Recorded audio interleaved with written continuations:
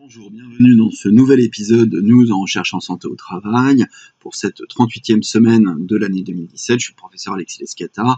Je suis responsable de l'unité de santé professionnelle à l'hôpital Raymond Poincaré à Garches qui dépend de la PHP, également professeur à l'université Versailles-Saint-Quentin à Paris-Saclay et rédacteur en chef des archives des maladies professionnelles. Alors, cette semaine, on a pu avoir de très nombreux hits, très nombreux articles ont touché notre sphère d'intérêt.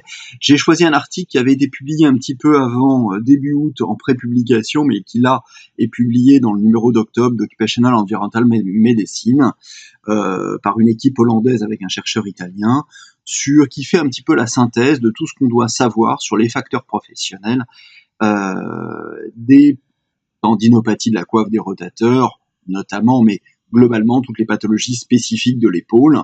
Ils ont repris un travail qui avait été fait en 2009 par une autre équipe hollandaise, et ont essayé de voir quels sont les éléments nouveaux, tout en suivant une méthodologie classique, Prisma, Prospero, GRADE, pour ne pas les citer. Alors, qu'est-ce qu'ils ont fait en pratique? Donc, ils ont regardé ce qui avait été fait en 2009, et depuis inclus tous les articles. Ils ont inclus 26 études, avec plusieurs dizaines de milliers de personnes, avec des pathologies d'épaule, sur plusieurs millions de travailleurs potentiels, principalement européens, avec une étude française de l'équipe angevine du professeur Rocklor.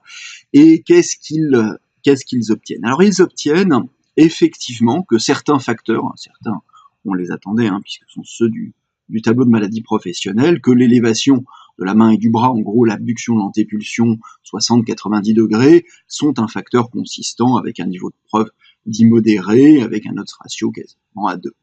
Il retrouve également que la charge scapulaire, tout ce qui est travail en force au niveau de l'épaule, sont également un facteur de risque avec un même niveau de preuve et un odds ratio également équivalent. Il remarque qu'il y a des données, cette fois-ci avec un niveau de preuve plus faible, voire très faible, on va le voir, sur certains facteurs d'exposition professionnelle, notamment le travail en force des mains. On sait que l'épaule est là, notamment pour le travail en force des mains, pour stabiliser le membre supérieur, pour rendre le mouvement possible, y compris d'ailleurs sur les mouvements de précision, avec cette fois-ci un autre ratio plus faible et un niveau d'évidence plus faible.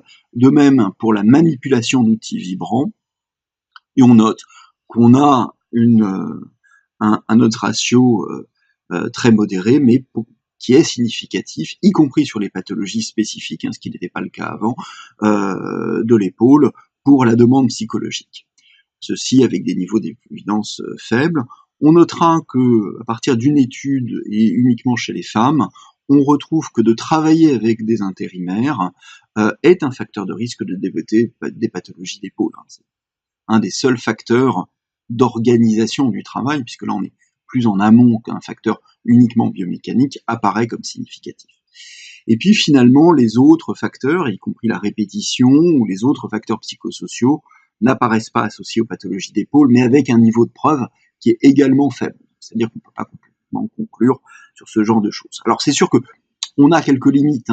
On voit bien qu'ils ont utilisé ce qu'on appelle le GRADE, c'est-à-dire les mesures de recommandation internationales, qui est plus employé dans le domaine thérapeutique, et qui justement explique que pourquoi on est à un niveau modéré, alors qu'on pourrait avoir un niveau fort en utilisant d'autres types de cotations, mais qui sont moins validées et moins consensuelles sur le plan international. Donc, je pense que simplement, il faut comprendre un petit peu qu'est-ce qu'ils ont utilisé, mais voilà, le résultat est quand même là.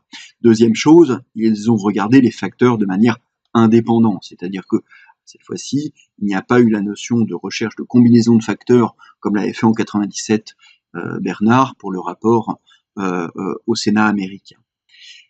Voilà, donc je pense que malgré tout, ces éléments sont importants à rappeler. Ça nous donne des éléments, cette fois-ci avec une méthodologie qui est impeccable, en tout cas qui reprend les standards internationaux, et qui permettent justement d'appuyer des demandes de prévention et de sortir un petit peu du nouveau tableau de maladies professionnelles, y compris pour les demandes d'indemnisation, et le faire comprendre à certains employeurs un peu frileux sur l'aménagement des conditions de travail. Voilà.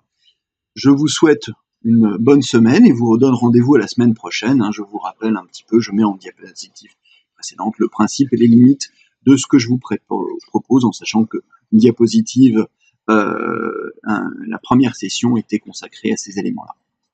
Au revoir.